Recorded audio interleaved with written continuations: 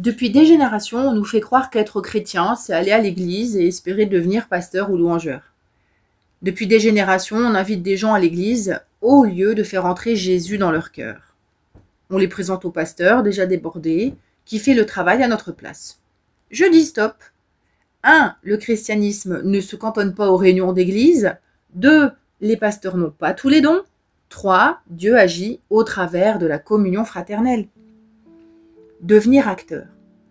Il faut se mettre en action et développer nos dons spirituels. Mais on est toujours réduit au rang de spectateur et jamais invité à prendre la parole. Pourtant, c'est dans cette sphère qu'on devrait apprendre à servir avec nos pères et mères spirituels. On n'a pas assez d'échanges. Pour que chacun puisse entrer dans son appel, il est grand temps de changer le format de l'Église. Plus de partage, plus de temps de qualité passé ensemble. Jésus nous a ordonné de nous aimer les uns les autres. Mais comment est-ce que c'est possible d'aimer le frère assis à côté de moi si je n'ai pas le temps de lui parler, de méditer la parole avec lui? Je ne le connais pas, donc je ne peux pas l'aimer.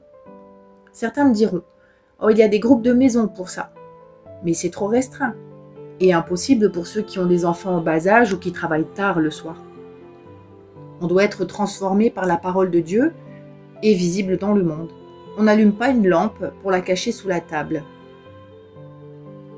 Faire grandir le royaume de Dieu en nous d'abord. Le royaume de Dieu est en nous, mais on doit le faire croître et le libérer. Et pour faire ça, on doit se laisser transformer par le renouvellement de l'intelligence.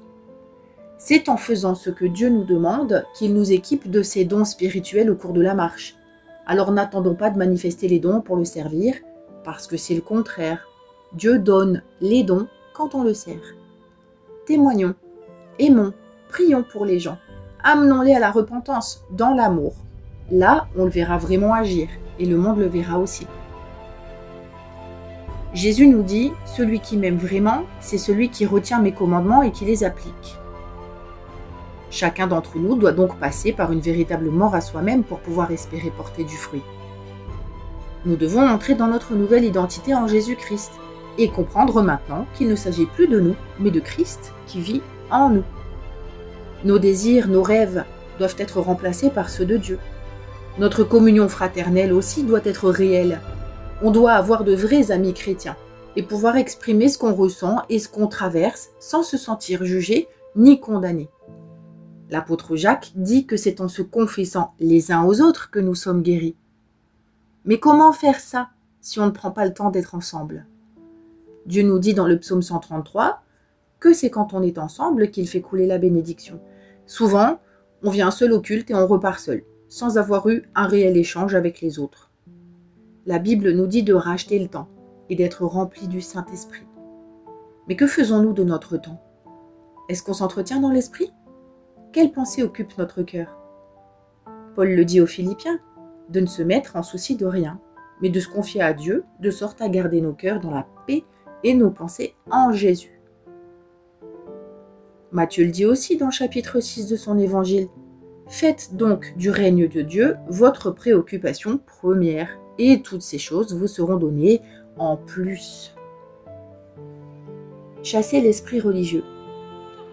La plupart des frères qui ont été sauvés par Jésus au travers de notre témoignage, ce sont des gens qui ne seraient jamais venus dans une église. Vous savez, le diable travaille dur pour faire croire à tout le monde que Dieu veut les priver de liberté, alors que c'est lui qui nous enchaîne. C'est lui qui nous rend esclaves de l'alcool, la cigarette, le jeu, la drogue, le sexe, l'argent, et j'en passe.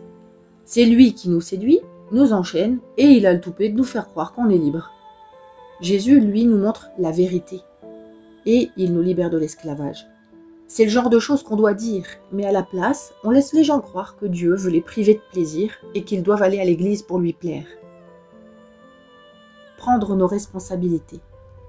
Prenez donc de nouvelles initiatives, cherchez des gens autour de vous, parlez.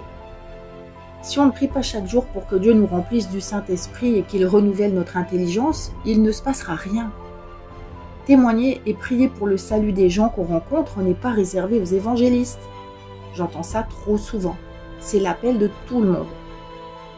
Déployons tous nos ailes, laissons le Saint-Esprit agir dans nos échanges. Rapprochons-nous, rencontrons-nous dans les maisons pour prier comme ça se passait dans l'église primitive.